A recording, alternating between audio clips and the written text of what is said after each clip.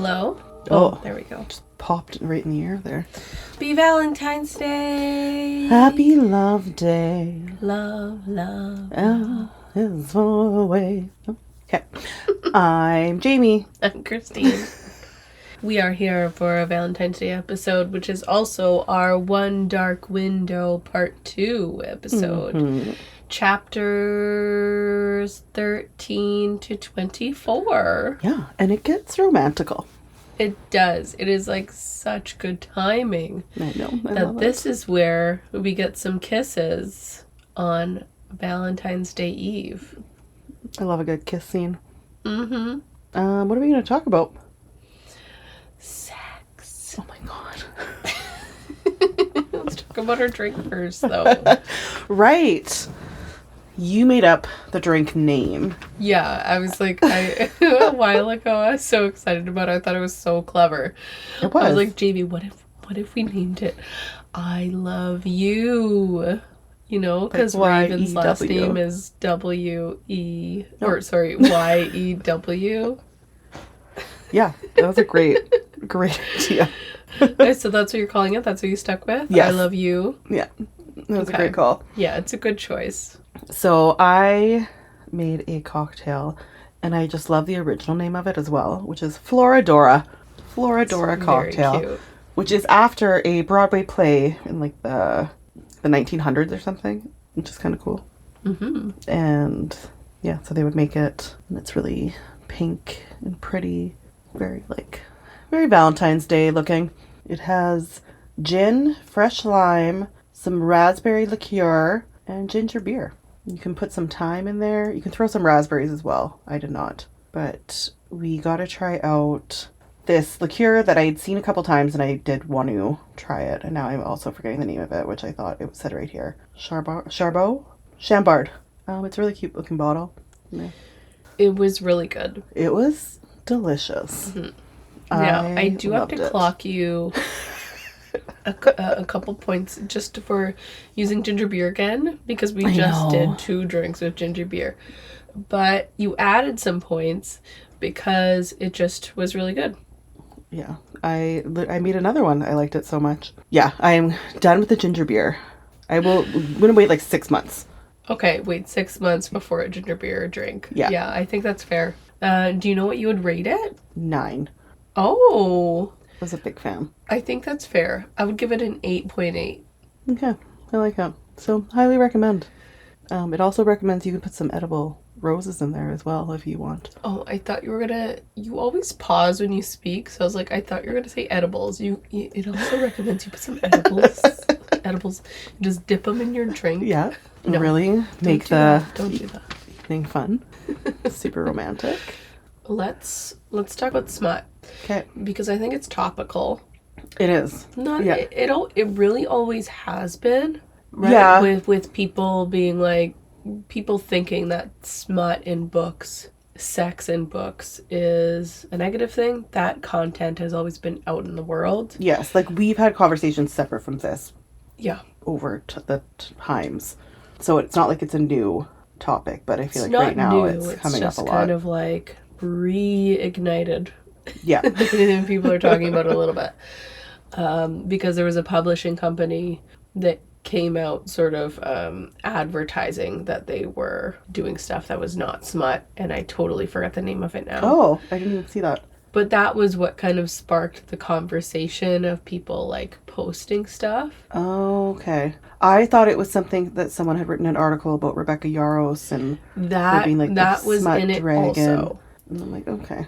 That Rebecca Yarros. Yeah. That hers was considered smut, which for any smut readers or people who read books that are more heavy on the smut are like looking at, you know. Yeah. Like all the books that they're saying are smut, you're like, no, that's not. Yeah. So perception of it plays a part in it. Well, even I remember when I started reading like the Akatar books, and I had a couple people say like, aren't those like the smut books? And I'm like, no, not really. Like, and they're not. Yeah. Right? They're really, really not. But that's what people thought.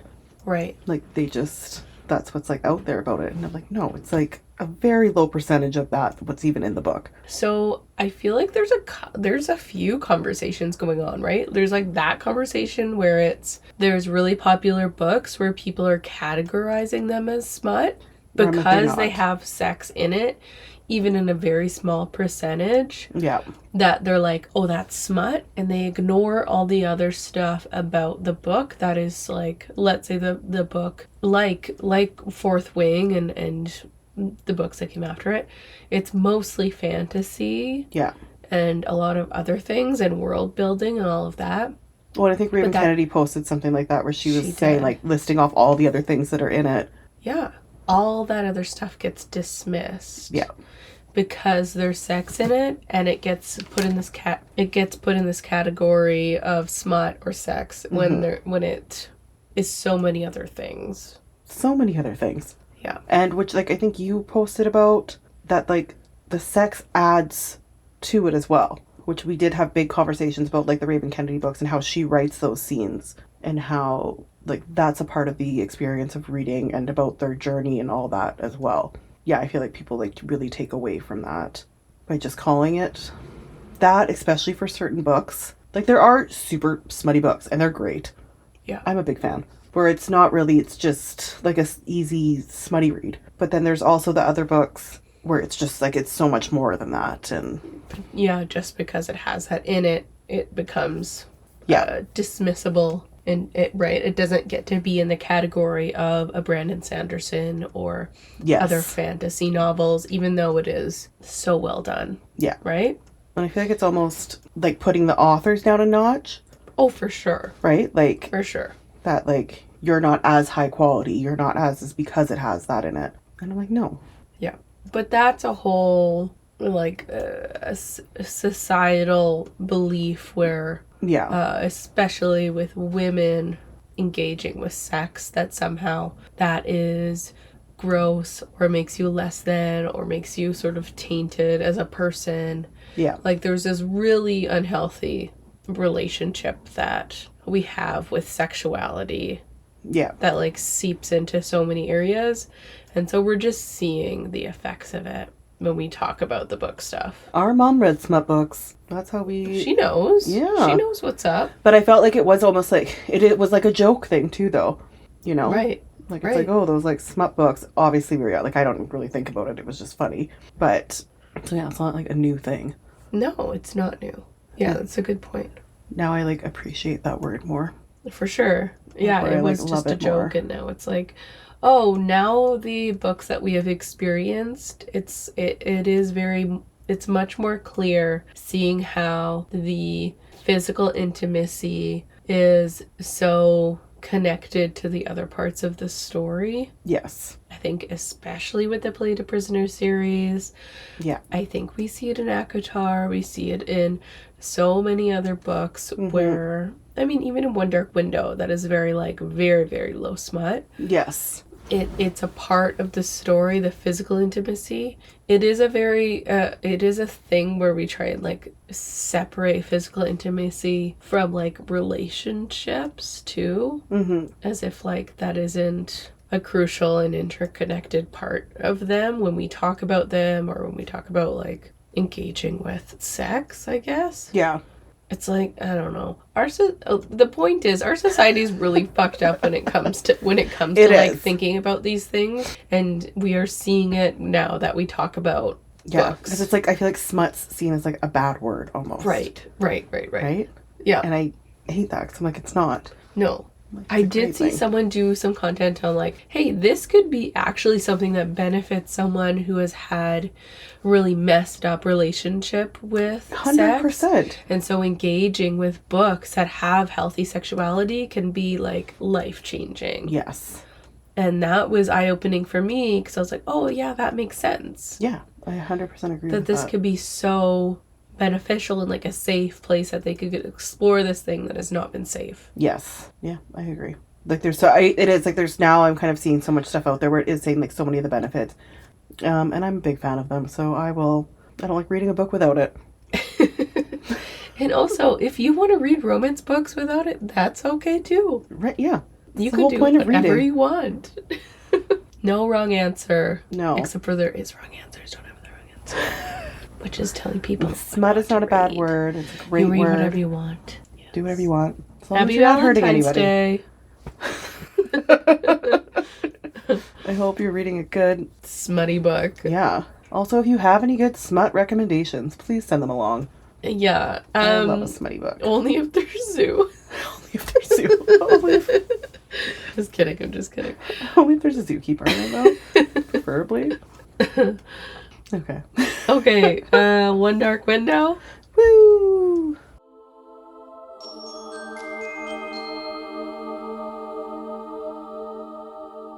You better not sniff one time. I swear to God. Okay. Okay, so we do get into part 2 at some point. I didn't clock like what chapter that was neither at. did I. But we do get into part 2, which is called The Mist. Dun, dun, dun. The Mist. Okay, there was this one moment that I wanted to highlight with Elspeth and her uncle. And only because the first time I read this book, I didn't realize how mean her uncle was.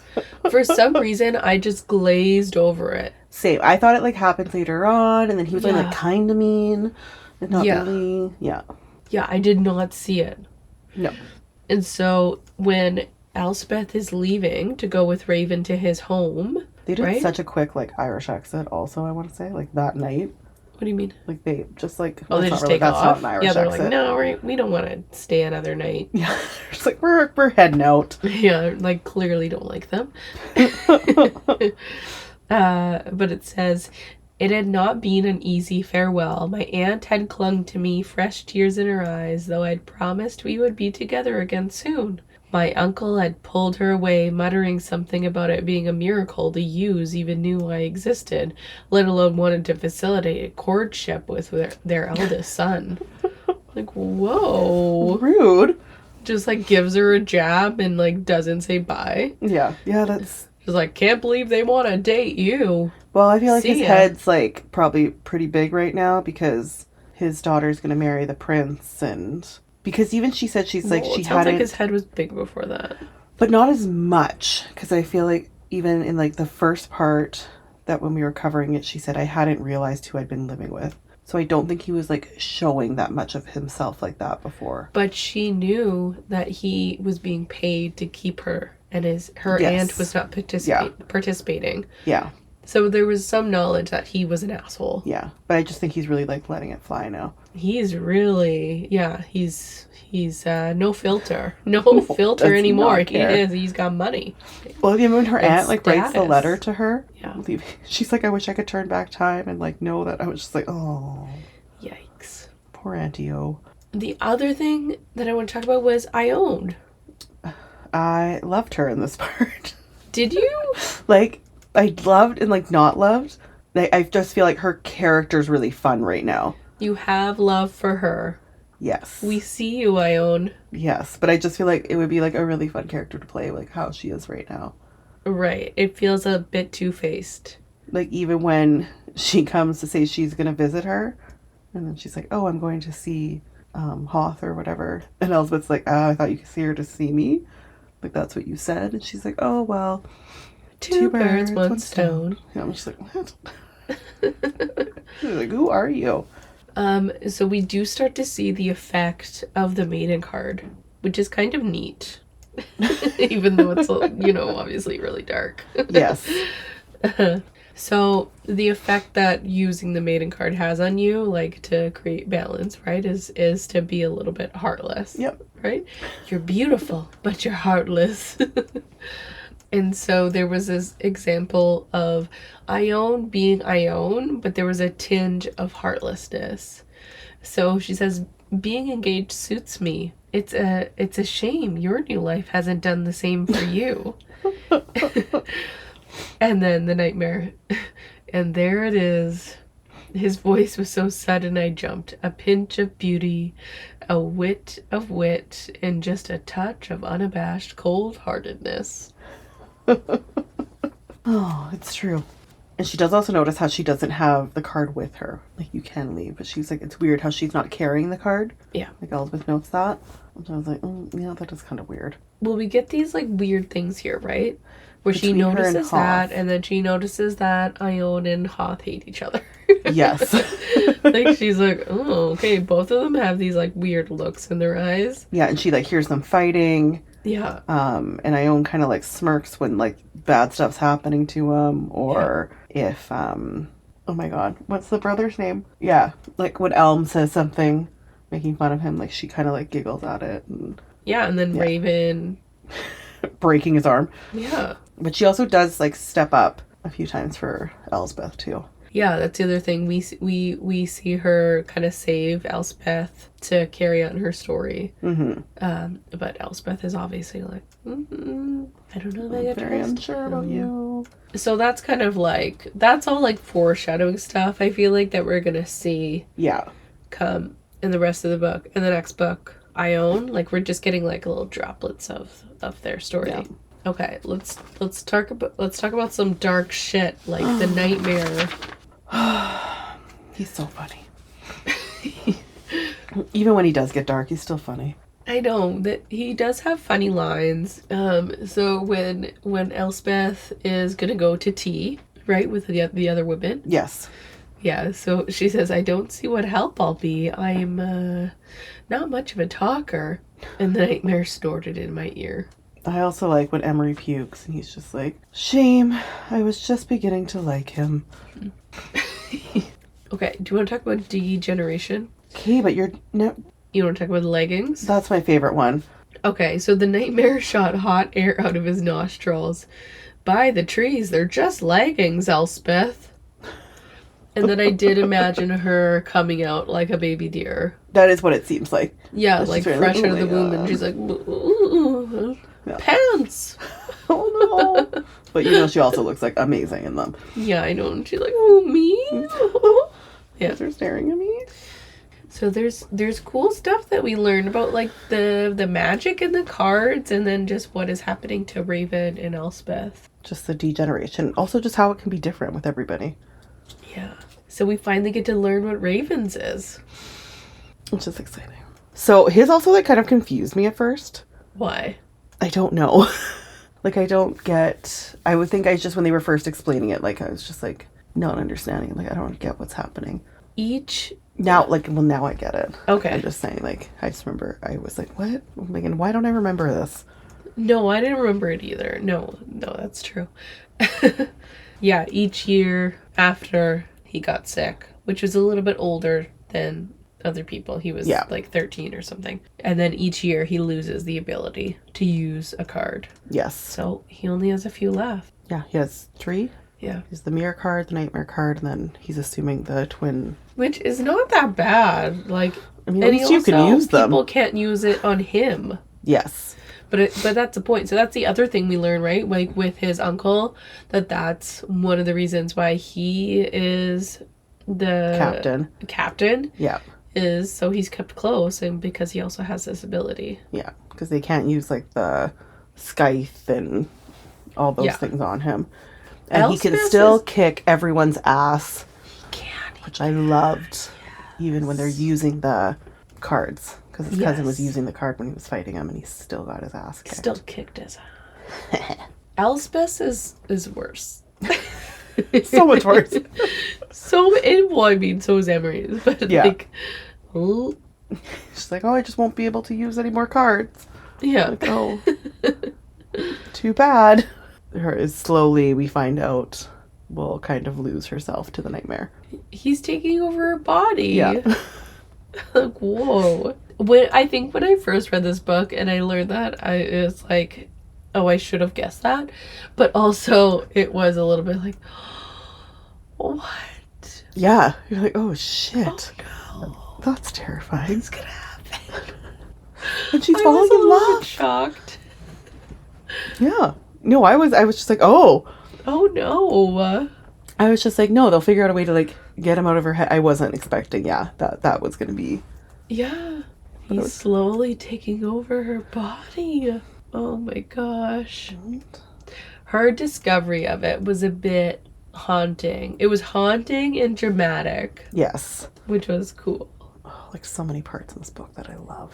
So because she kept seeing him in different places. She was starting to see him more. Yeah. More and more. Like it was coming up. Yeah. She saw him in her room in Raven's house. And then when she was in the, what's it called? The room, the stone chamber. Or how when she woke up on the lawn. Yes. Yeah.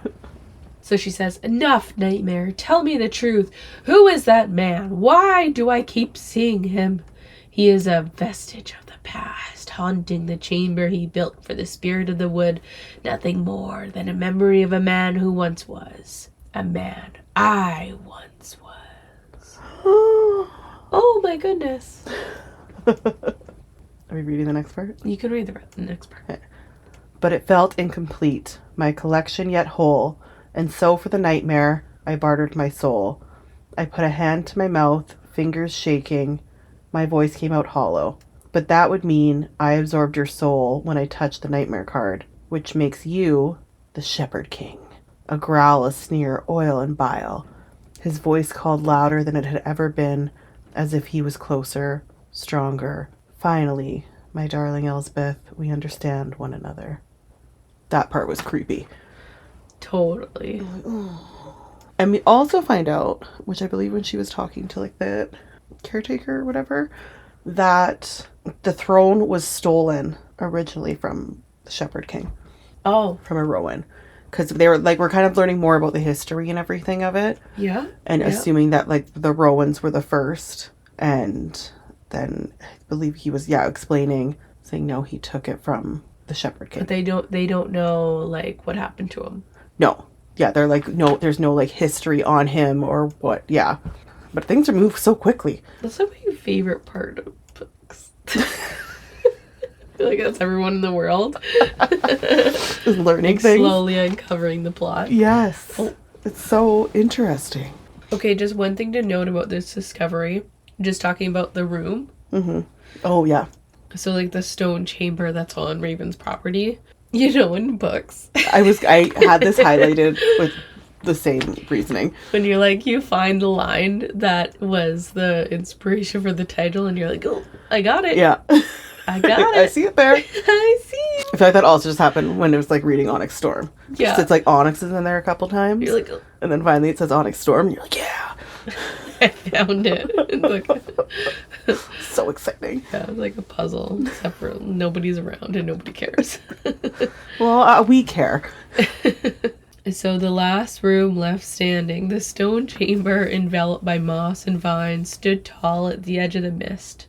How strange it looked alone in the ruins, unmarked but for one dark window situated on its southernmost wall. There was one dark window in the stone chamber. So obviously that's meaningful. Yeah. The other quote I have is, so the Shepherd King built her this chamber at the edge of the woods, this altar, and here they bartered. So the Shepherd King built this for Spirit of the Woods. Yes. I thought it was also like ruins from a castle. Yeah. Oh, okay. Okay. So this is my favorite part, obviously. Not my favorite part, but like my favorite segment of talking about all books is the relationship portion. It always is fun. It makes me laugh. Especially when it's first starting out. Oh, it's hilarious and it's cute. And it's infuriating. Okay, so the first portion I have is I really like how unhinged and relatable Elspeth's feelings and commentary on Ravyn are. She's so angry. She's so angry and not nice. Yeah, that's great. She's like, I'm gonna do this. She should have the mean trope. She's the mean one. She says, I did not look at him. I had not looked at him since we left the king's gardens. But that did nothing to erase my anger I felt, unbidden and unexplained, toward the captain of the destroyers and his heavily warded secrets. Neither could it erase the memory of his fingers laced with mine. The way the tepid garden air caught my throat when he pulled me close. Like, what? Well, then, because she feels rejected, so she's like, upset. Fuck you, Ravyn. Hold me. But I really like when you kind of touch my hand. It's like so unhinged. But then later she does have some self-reflection, which was like, good for you, Elspeth. Yes. You want to read this one? She's like, hadn't I hidden my ability? This was actually so good. She's like, wait a second. I'm mad at him for this. But so she says, hadn't I hidden my ability to absorb Providence card from Ravyn from the very start? Hadn't I lied to his family and told them I could see Providence cards? When in truth, the 500-year-old monster in my head was doing that for me? I carried my own lies by omission, kept my own secrets. Dark, dangerous secrets. Which perhaps was why Ravyn Yew enraged me so deeply. It was easier to hate him for being secretive and dishonest than admitting I hated myself for the same reasons. But I could not tell him that. I could hardly say it to myself. Makes sense. Okay. Well, if you're going to take ownership, Elspeth, at least you're doing it in your head. Yep. At least she's recognizing it. That's a start. Right? Another just funny moment. Well, debatable funny. When they're at tea time and someone asked her about Ravyn and him courting her. And she says, I'm not betrothed to anyone, especially not Ravyn Yew. And I was like, isn't his mom at this tea? And isn't that the whole thing you're supposed to be doing right now? Aren't you there because you're being courted? Isn't his mom at this tea? And you're just like, especially not him. As if he's like disgusting or like, Elspeth. But everyone's looking at her like, okay. Yeah, and the next night she has dinner with her. And I'm like, what? I enjoyed when she woke up, and I hate how she always has to wear like a gray dress, side note, but she just like went out to like the garden herself and then just starts like making herself a little crown. It's so cute. I also use that as inspiration for my drink, because then she does find like one rose in the garden, and then Ravyn comes out and gets it for her and puts it in her crown. It's very sexual and I want to say sexual and sensual, but it's like very I don't even know what to call it, like anticipatory, like it's yes. It's a build up of tension. Yeah. And then when she has to take it off later, and then she goes back and she finds it like sitting on her bed. I love it. I'm like, I want to walk through a garden and make a little crown. And Jamie, she doesn't have a phone. She doesn't have a phone to film the garden and then to put it on social media. What do you think she's supposed to do with her time? What else is there to do? That's what I would be doing. Like, this is great. I'm going to go frolic in the garden, make some crowns. She's 20 years old. Avoid talking to people. It's great. But what? I love it. Yeah. It just made me, just like, then the description of it, I'm like, oh, this sounds so nice. Okay. Do you want me to stomp on your phone? That's so you can go make... No, that's awful. I wouldn't even be able to go anywhere like this anyways, so... So the kiss. Oh my god, it was so good. Like the lead up part, like the part that you have here. Yeah. I really liked that. His chest thumped, his heartbeat ragged, as if he'd just been running. When I looked up, he was watching me, his eyes softer than before. Does this feel pretend? He said, his mouth close now, so close his lips tugged at mine. It felt raw, honest, something I was deeply unfamiliar with. It had taken Ravyn Yew, captain of the Destroyers, my supposed natural enemy, to make me realize what I truly, deeply wanted. To stop pretending. Our lips collided there, among the salt. Oh, so good. Oh, does this feel pretend? Nuh-uh. It's like, oh, this is so good. Yeah, I do like at another part that just showed us how Elspeth is turned on. Oh yeah, she's just like, we just went for it. No. The part where when he was watching the Destroyers when they were all at his house. So the quote is, the Destroyers muttered their agreement. Ravyn watched them, his face unreadable but for a flex of muscle along his jaw. For the first time, I considered Ravyn Yew more than dislike pretending to uphold the king's laws as captain of the Destroyers. He loathed it. And I was like, that was a turning point for Elspeth. And she was like, he hates them too. He hates them too. I love it. Oh. Oh my god, and then when he says, like, he's going to stop calling her Miss Spindle. Oh, I yes. love that part, too. They have so many good, like, just little, like, butterfly moments. Well, then he's like, okay, call me Ravyn. And then I was like, well, what was she calling him before? And so I looked back and I was like, she was calling him Captain? I was like, keep that. Yeah, well, I think they cut it because you keep going and then you like, they switch Call him it. Captain. Yeah. Oh, yeah, it's great. That's I hot. loved it. Yeah, you call me Captain. Yeah, call him Captain. Ravyn Yew is boring compared to Captain. Okay, there is a big speech. Because in these books, we always need the big speech. Yes, but before that, I just, side note, like their makeout session, because that's when they were in the chamber. Yes. Yeah. And they have to cut their hand and then put it on the stone. Yeah. How, is that safe? What do you mean? Like they're just germs like cutting wise? they're just cutting their hands open and putting it on dirty old stone. No. Okay. Just wanted to point that out. No, I mean, if you want to help Also, that was just really cool. Blood. How the blood, magic. The magic of it. That then you could hide stuff in it. Yeah, that is pretty cool. Yeah. But only the infected people. It's a small club. It makes it even cooler. VIP. What else are we going to hide in there? Our condoms? Condoms and cards. Elspeth doesn't wear pants. I doubt they have condoms at that point. Okay, the speech. Yes. Okay. I'll be Ravyn and then you be Elspeth. Okay. When my... Sorry. I was like, you're a bit high there. When my sister suggested I court you at equinox, I resisted. Adamantly, as I recall. I resisted, Elspeth, because I was already imagining how I might press my finger against your wet lips again like I had in my room. And that was nothing to the wicked things I was imagining after we argued in the garden. I resisted, because I haven't stopped thinking about you since the first night on the forest road. I realized at equinox that the closer I let myself get to you, the less I want to be the king's captain, the less I'd want to pretend. And it's dangerous for me, for my family, to stop pretending. Then be a liar, Ravyn. Betray, upturn the kingdom that would see you and me and Emery killed. The king keeps you close so he can control you, but you are the only one who can withstand his scythe card. It is not they who bring the reckoning, Ravyn. It is you. It is us. Oh, what a great response from her.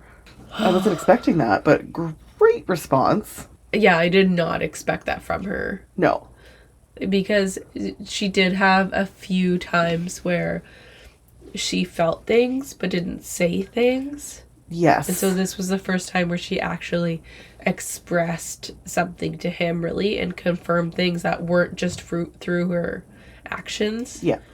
That were more like... Also, this is happening so quickly. Oh, yeah. Yeah. Okay. If someone could just say these things to me, that would be really great. That he just, like, I can't resist. I can't pretend. I can't it's control okay, I myself. get it. The other thing at this point, because they're at market day.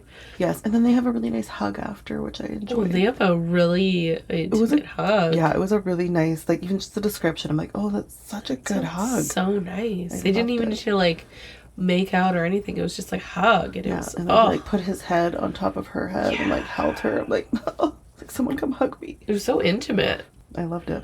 She does wear the rose to market day. Yes. And so this was before she had engaged with the speech, right? So it was like, it was very unlike Elspeth up until this point, engaging with him. Mm-hmm. It was all sort of action, so this played into it. Where it's like, oh, I'm going to wear this rose so he knows, right? Wink, wink. Well, and I also like, and she's wearing her mother's dress, which is red. Yeah. And I feel like up to this point, she's kind of been in, like, gray and black and really, like... A good point, yeah. Drab colors. Yeah. And, like, I feel like this is, like, a big thing for her. And, yeah, she has the rose. She has the red dress. And yeah. Yes. Okay, well, maybe this would be a good time, then, to bring up my question for you. Oh. What tree name would you want for your family? Like, if you're... What are all the tree names? Do you want me to name every tree in existence? Oh, God. I was like, I thought you just meant from, like, them. It is... I asked Eddie this earlier. You know, like if because all the characters in the book, their last names are trees. Yeah. So what tree would be yours? Like what would be the one that you would pick, right? Yeah. And he's like, he did call you out. It was like, is Jamie gonna know? No. He basically said, like, is Jamie gonna know what the names of trees are? And I said, no. No, she's not. Like pine. Yeah. Palm tree. Palm tree. Palm tree. The first one I did think of was pine, just because our family, we actually had a bunch of pine trees in our yard growing up. Yes, that's true. Right? And it's very Canadian. Yeah. So pine was the first one that came to mind. And then palm. The families in this book that we know, so hawthorn, and then they have white as their color. Bindle, that has red as their color. Yew has green. And then Rowan, I wasn't sure in the description whether it was like black or gold. Like it was really unclear what the Rowan color was, at least. What? I forgot I had red lipstick on. I'm like, why is there like red on my hand? Oh. Okay. I also can't remember. But I would pick Spindle. Red. 100%. Okay. Outside of this, I would want my name to be Cedar. That's a good one. Cedar trees. We had like cedar branches at our wedding and like hung them up. Oh, yes. Cedar smells great. It does. It smells really good. Oh my god, I don't know trees. Yeah, we have one right outside our house. You don't know trees, Jamie? Don't know trees. They're named the two trees. Is that the color you would want though? What would be your house color? Like aside from trees, like what would be your family color? I would want red probably.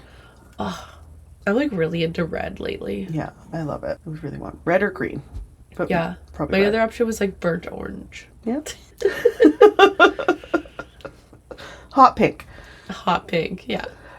All my family has to wear hot pink. Yeah. And I like red, like a really like blood deep red.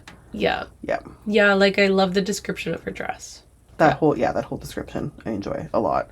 Eddie did pick cedar also. Before I picked it. Oh. We both picked cedar. We are now the Cedars. Christine Cedar. Oh, that'd be cute. Now you have to make your whole family matching outfit. Absolutely not. Okay. I also need to point out two things before we move on from Ravyn and Elspeth. Yeah. She mentions his calloused hands, which I love. Oh, so many times. Yeah.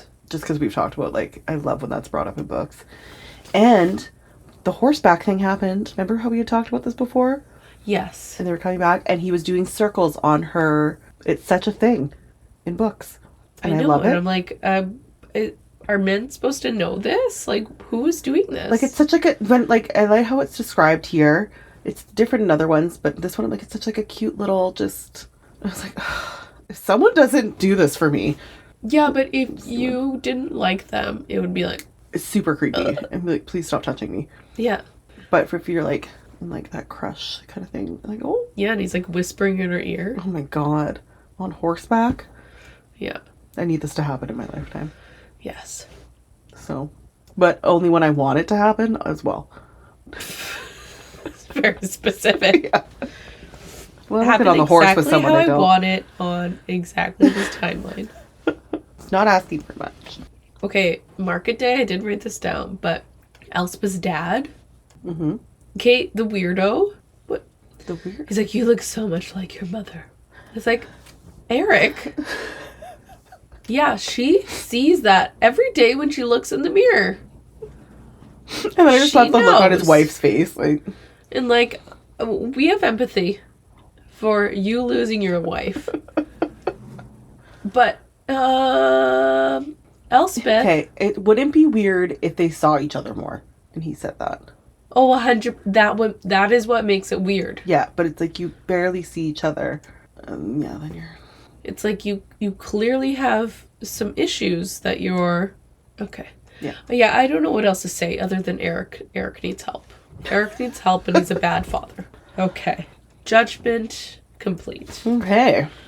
One of the other things I want to talk about was Elm. Renelm Elm. Yes. I don't remember Elm being this mean. No. I said, what? I had at one point, like, what's his deal?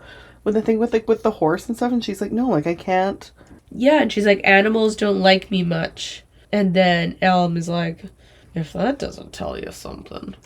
Or he's just like, just let it throw her off or something. I was like, okay. Yeah. Relax. But yeah, I don't remember him having this much hate for her. But then I feel like they sometimes get along a little bit more. I think like after... I think there was a moment where I thought that and I wrote it down. And then like very soon after he was really mean and I was like, oh, okay, never mind. I mean, she did save his life. So... But So after that I was like, okay, it's not going to be as bad. Which it wasn't as bad. It's all explained at the end. Yeah, you're right. I think it's also him being like defensive of Ravyn. A lot. Yeah. So Elm is like, when I look at you, Spindle, I see something else. I see something secretive, guarded. I see someone who hadn't been forthright with us. A woman who spent most of her life hiding in her uncle's house, quiet and secluded, can stand in combat against trained men at arms, can catch knives mid-air, and maim my brother without the aid of a black horse? And your eyes, black as ink. Only when the light is just right I can see yellow in them. The same yellow I saw 2 nights ago in the wood when you knocked your father to the ground. I mean, he's not wrong. He's not wrong. He's not wrong. He's just mean. He's just being mean on top of noticing all those things. Be nice to Elspeth, Yeah. but she won't tell you the truth either. So I don't know what we're expecting. He can back off on the comments a little bit. Like, I get his mistrust of her and all of that, but just like some of the comments he makes, I'm like, okay, like, relax. But I also respect him because he's like, I'm not pretending. Yeah, that's fair. I don't trust her. You guys just want me to pretend like it's all good when like no. Yeah. No. That's fair. Well, do you want to talk about Jesper a little bit? Yeah, the only thing I had to say about her was just like there was this one moment at the market day where Elspeth thinks, next to me Jesper paid 5 coppers for a new pair of sheepskin gloves. I love market day, she said. It gives people a chance to step out of their routines, to have a little fun. Life isn't always about sword fighting and card stealing, you know? I like when they're having the meeting over tea and she's drinking before it starts. Oh, I forgot about that. Yeah. Mom yells at her. She's like, you think I'm going to do this and not do it? Like, not do this sober? Yeah. I'm going to have tea with these annoying women. I really enjoyed that part. I like her. Yeah, and one of the things I thought was, I like these moments, and I forget whether we get more. 100% I feel like we do. But maybe even not enough towards the end of the book. But I think she also is just like, Elspeth, I'm going to be your best friend. Like, she doesn't say that, but just like really takes her in. It's just kind of No, she just embraces her and accepts Elspeth for who she is. She's just like, yeah, okay. I think she's really perceptive though, and could like right away kind of see with like her and Ravyn. It's like the different approach. Like Elm is like, I'm skeptical and I'm not going to pretend that I'm not skeptical. And then Jesper, how do you say it? I say Jesper. Jesper, it almost seems like she's not stupid, but she's just like, what am I going to do? Yeah, and I feel like if she had any intuition that was coming up that was saying differently. It's like, maybe you have secrets, but like... Also, you know what? Woman's intuition. She knows she's not bad, really. Yeah. And you're not going to unleash the secrets either if I'm just like being a meanie to you. Like, we're going to embrace you, and hopefully you'll feel comfortable enough to... for those things and to come maybe out. you'll make my brother happy. And maybe that. Yeah, because he deserves it. He likes you. Clearly. What a makeout session.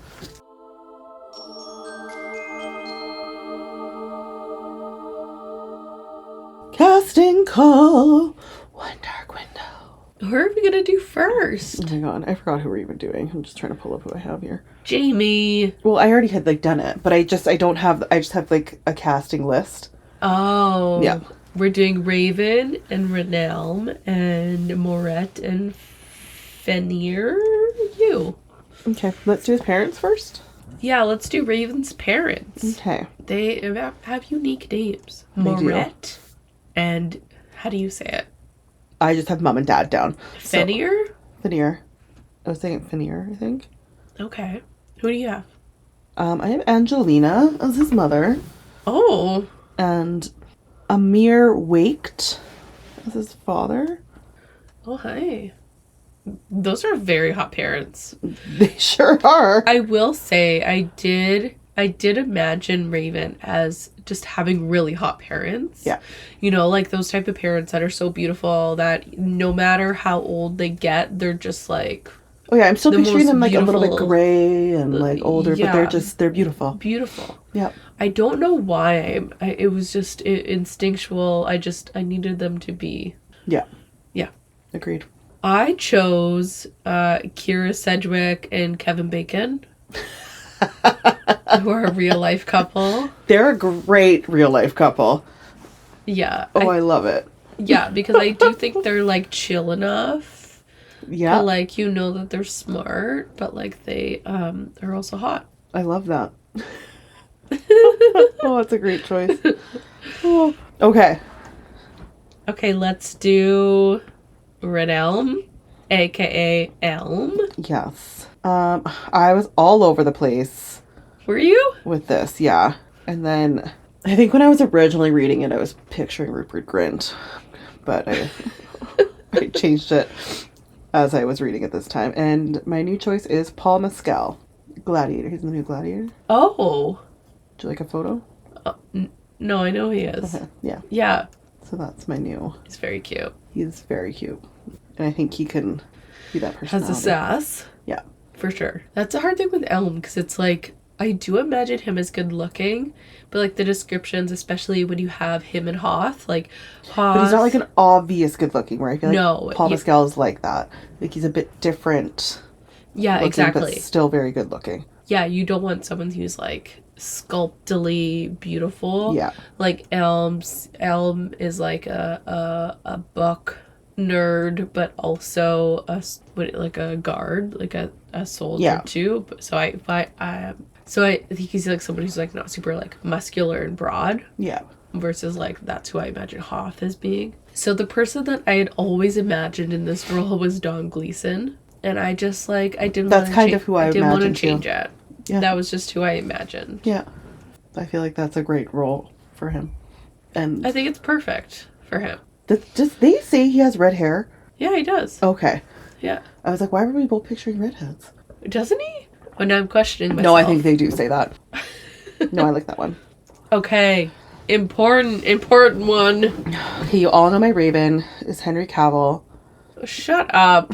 But that's not actually who I'm picking, but I'm just that's remember who you that is imagine. me and Henry Cavill in my mind. I have two choices. Because then the nose thing kind of got me going, where I was like, oh. Yeah. So Riz Ahmed. Ooh. Or Fabian Frankel. Oh, cute. What's he in? I don't know.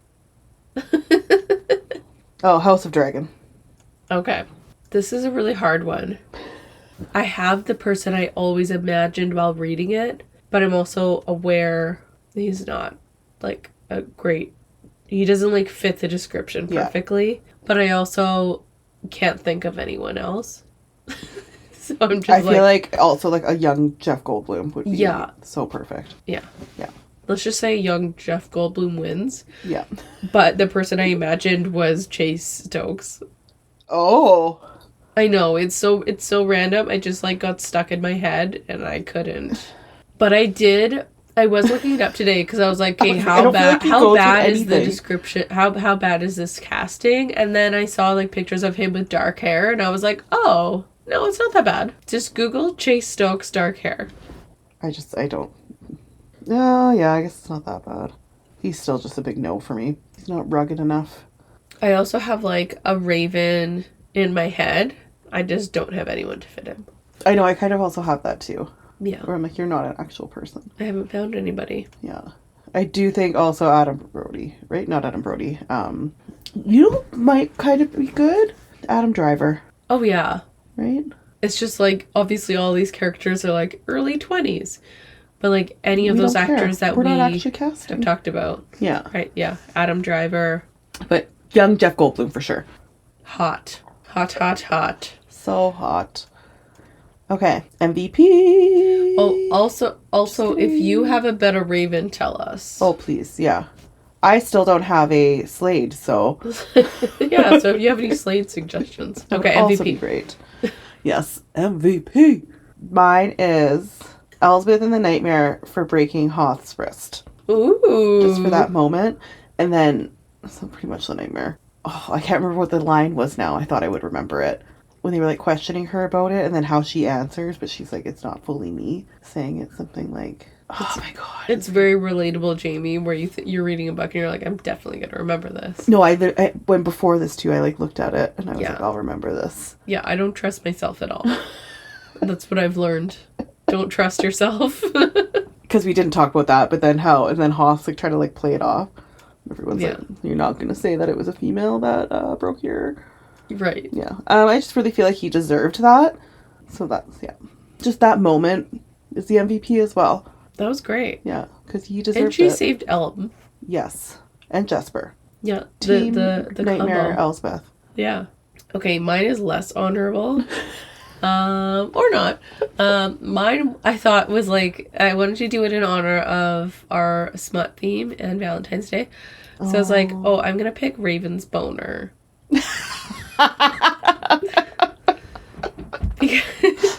That is great. I love it. Because it doesn't say it outright, but never. When they're making out, she does feel how turned on he is. Yeah, she does say that. So it alludes to, their bodies pressing up against each other and her feeling his boner. Yeah. So we did Ravyn's nose last time, so. And he does seem like he has, because something happens where she says his height, I think.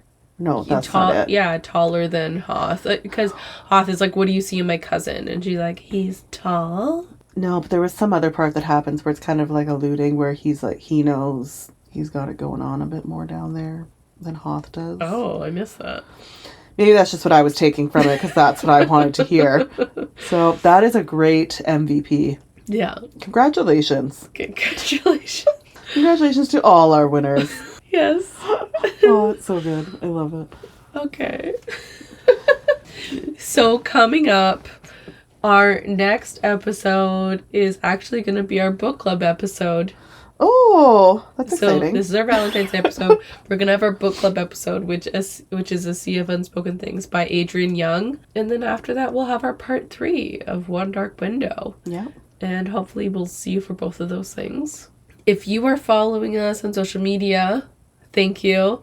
If you're not... Congratulations. Congratulations. Yeah. If you're not, please do that. Follow us on Instagram and TikTok. We are Books and Booze Podcast. If you are listening to us on some sort of device, please give us 5 stars on Spotify or Apple or wherever. Give us a comment. It's incredibly helpful. Agreed. Okay. Tell everyone.